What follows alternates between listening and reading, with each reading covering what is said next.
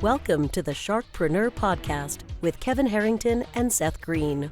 Kevin Harrington is the inventor of the infomercial, one of the original sharks from the hit TV show Shark Tank, and has generated over $5 billion in TV and digital direct response sales. Seth Greene is the world's first trusted authority on cutting-edge direct response marketing, a best-selling author, and the only 3-time Marketer of the Year nominee.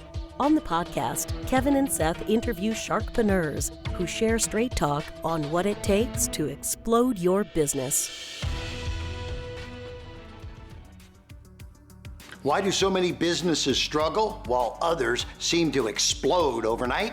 Do you wish you had the secret to this type of exponential growth? Now, I've scaled more than 20 businesses to over $100 million, and it's not just luck. In my new book with Mark Tim, Mentor to Millions, you'll learn the repeatable framework I use in all my business ventures for massive success. Order at kevinmentor.com and get over $1,000 in bonuses. Head to kevinmentor.com. Welcome to the podcast. This is your host, Seth Greene. Today I have the good fortune to be joined by Melissa Porterfield at Silk Mountain, who helps leaders develop and maintain positive, sustainable company cultures to attract, engage, and retain top talent. Who doesn't need that? Everybody listening, right? Melissa, thank you so much for joining us. You are most welcome. I'm so pleased to be here. Let's go back in time a little bit, because I knew you weren't always the, I'm not even going to do it justice, but senior HR leader, expert, author, speaker that you are today. How did you get started?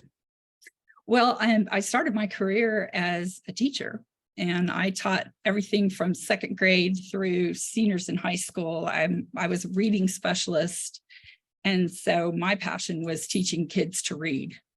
And I had a lot of them that were like, nah, but we got there. They didn't want to read. No, they were like, oh, this sucks. I don't want to do it. Anyway, so. I didn't know that was an option. Well, it really wasn't, but I was always willing to hear them out. I like to use persuasive methods rather than clonk them on the top of the head and say, no, you will read. I agree. That probably makes more sense. Well, it really does. Yeah. And then I was an assistant principal for 3 years. And in Texas, the school system is based heavily on testing. And so when I found out that the administration was getting bonused for great test scores, but the teachers weren't getting anything, that just rubbed me the wrong way. And I was like, this is not what I want to do. But I have a master's in educational leadership, and I already had a passion for developing teachers, developing administrators, did a lot of coaching. And so I moved into human resources. And I first started out as an HR manager, but I had learning and development under my purview. And so I created an entire leadership academy for a company that had never had one before and facilitated the classes. And it was great. I also started noticing culture when I first moved into the corporate world. And this particular company, while I loved the job and I loved the people, it was owned by a Taiwanese entity. And so there were cultural differences there already. And so I did a lot with cultural dexterity, cultural integration, trying to make things a little bit more smooth because the styles were so different. This company's in Austin, Texas. People were like, chill, right? The leadership was not from Austin, Texas, and they had a different approach. So, and then I found after working at several different companies that I'd only had one that had worked out that had a really positive, sustainable culture that was very inclusive, very flat. And most of the other places I worked didn't. And I was like, it's got to be better. I mean, that's why my tagline is everyone wins when work doesn't suck. That's great. Yep. I have another one called No Jerks Allowed. And that has a lot to do with the CEO's responsibility in the process. But so when I was laid off from my last job, I'd been wanting to do this anyway. I just dialed it back 5 years and jumped in. So that's how Silk Mountain got started. Congratulations. Who Thank you. is an ideal client for you now? So startup CEOs, small business owners are both ideal clients. And I'm certified in Human Synergistics, which is a really special assessment for a culture turnaround. So say you have a small business, you've got 50 employees, and things aren't working out so well. Your turnover's high, your engagement's low, people are just slumping around, and you notice. So what Human Synergistics does is it's an assessment that's both quantifiable and qualifiable. So it gives you in a quantifiable measure what your current culture is. And then the qualifiers are what behaviors are employees and leadership exhibiting that are driving the current culture. And then it shows you your ideal culture and the behaviors that would drive that. That sounds fascinating. What really are some of the biggest mistakes that we're making as leaders nowadays? The biggest mistake is not walking your talk. And so, it's incumbent on the CEO to set the vision, set the mission, and set the values. But the values have to be behaviorally based. Like I need to know it when I see it. So a value that lots of people like is integrity, which is a great value. What does that look like in your company? How do I know if somebody is exhibiting that integrity?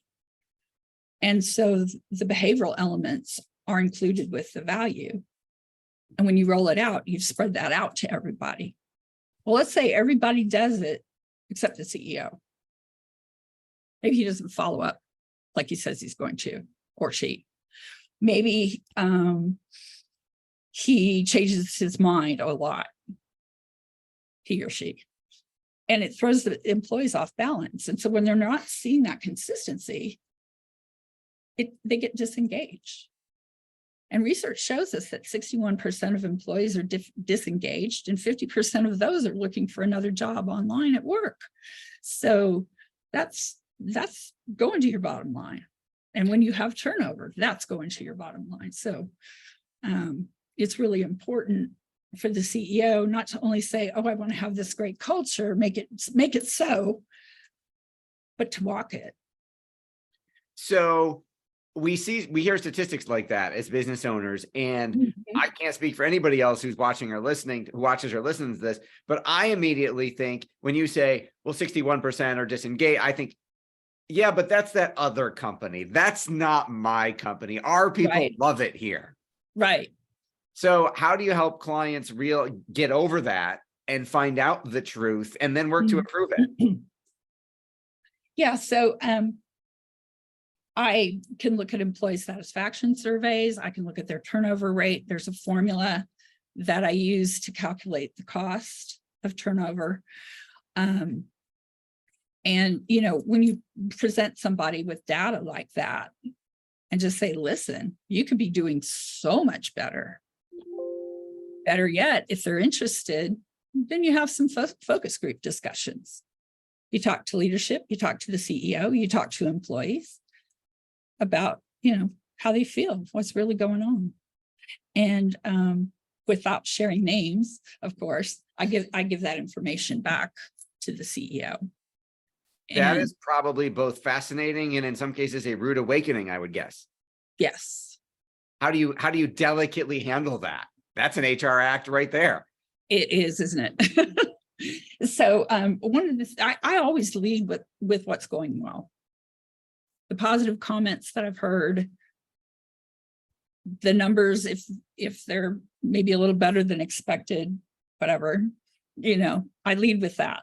And then inevitably the CEO will say, oh, well, so what's wrong then? And I go, well, here are some other things that were presented to me that I believe are of concern and that you want to know about. That makes a lot of sense. You talked about the biggest mistake is not walking the talk. Yeah. And you talked about dissatisfaction scores and finding out if our employees are perceiving us that way as business owners and leaders. What are solutions for that? Obviously, we don't want you to give away your secret sauce, but how do we make it better? Yeah. So the way you make it better is if you're doing a culture transformation, you already have employees, then they do the assessment. And one of the things I love about the assessment, beyond how the data is presented, is that you can slice it and dice it in so many different ways. So I can pull up a report just for sales, for example, and see. And sometimes, overall things are okay, but you've got some pockets that need some work. And so with that gap analysis and having employees in focus groups, we talk about solutions. What would make it better? What would make them feel more heard? What would make them more engaged? And then I go back to the CEO with those different reports. And we start focus groups working on, sorry. That's okay. No. I apologize. I didn't realize that you hadn't finished your sentence. So let's say you talked about a cultural transformation. Let's do the flip side. What if you said startups were one of your clients? How do we build the culture right the first time? Yeah. Well, it's something I'm very passionate about. So basically, it's sitting down, having a conversation with the CEO about what their current vision and mission is. And the thing about a vision is it has to be both aspirational and inspirational. So is it? We'll take a look. And then your mission is your how you're going to get there. Does it make sense? Does it tie into the vision? And then we get down to the values. And, most people I work with can spout off a bunch of them. But when you get down to adding the behaviors and how am I going to know that person's exhibiting that, then things get to be a little bit more challenging. They have to really think about it. But it's something that's woven into the fabric of their business. It's woven into hiring. It's woven into performance reviews. It's woven into compensation increases. It's a huge part of, what's helping the company get those people in there that have the innovation, the inspiration, the drive, all those things that you want in your perfect employee, attracting them to your company in the first place. You used the word transformation a few times. And I know you've achieved some incredible results with clients. Can you talk a little bit about what one of those magical transformations you've been able to engineer looked like? Yes, absolutely. So I had a client that was he was the CEO of a communications company. And he was actually referred to me by someone I know. And so when I went in to talk to him, and it wasn't a large company at all, I think they had maybe 12, 15 employees, but they were all at each other's backs all the time and trying to sabotage each other. It was extremely negative. And I was able to pinpoint it down to one person who really liked to stir the pot. Well, when we did the assessment and looked at the results, it was a very negative, toxic work environment. And he recognized the behaviors attached to it that he was seeing in his company. And then he also had his picture of his ideal culture. And so we had our gap analysis right there. We knew what we wanted to work on. And then it was a matter of not only meeting with leadership, but also meeting with the employees to define and design this ideal culture, because they got to see the results as well. And so my focus is always tying it into observable behavior. And we were able to do that. And the problem person kind of got mad and left, which was okay. Your passion is obvious. You mentioned it. What do you like best about what you're doing? I love helping startups move in the right direction to be successful. And like I said, I've been in toxic environments before, and it sucks. And a lot of times the CEO is kind of oblivious to it, and they can't be. So part of it is coaching the CEO, and part of it is actually working on the culture. And I do encourage them to be creative with their values, because we've all seen the pretty words on the wall and rolled our eyes and said, yeah, whatever. So what I want them to do is to design whatever the visual is going to be in such a way that it fits the business, that makes sense. So for example, I worked with this just brilliant woman that was CEO of a it was a veterinary company that focused on treating dogs for cancer. Wow. I didn't know this. I'm a dog lover. 1980s, the 1980s were the last time that they changed their protocols for treating cancer in dogs. Yeah. And she had lost 2 dogs to cancer. So that was her passion. So when we got through everything, she came up with these great posters. So for example, she had a robot Dalmatian for innovation. Now, would I stick that in a data mining company? No, but it worked perfectly for her. So all of her posters were pictures of dogs that represented the value. And she had them hanging in her lobby, and everybody that came in just went nuts over them. It was like, oh, that's so great. So I like people to really personalize it and apply their creativity to it. That is awesome. I love that example. We know your time is incredibly valuable. We greatly appreciate you spending some with us. For our folks watching and listening who want to learn more about all things Silk Mountain and Melissa Porterfield, where should they go to learn more? LinkedIn or my website. And, DM me on LinkedIn. I'm happy to have a conversation, and we can go from there.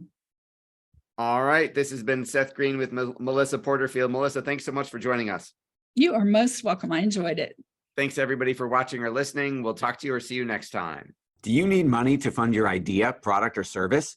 Are you ready to take your business to the next level, but need capital to get it done? Kevin Harrington has heard more than 50,000 pitches and knows how to help you make the perfect pitch to get the funding for your entrepreneurial dream. He's distilled the process down in his perfect pitch cheat sheet, and it's yours for free. Just text PITCH to him right now at 727-888-2100. Text PITCH to 727-888-2100 right now and claim your free perfect pitch cheat sheet. Text PITCH to 727-888-2100 to start funding your dream today. This show has been produced by Market Domination, LLC. To discover how you can have your own show completely done for you and turn it into a real published book and become the authority in your marketplace, go to www.marketdominationllc.com/podcast offer.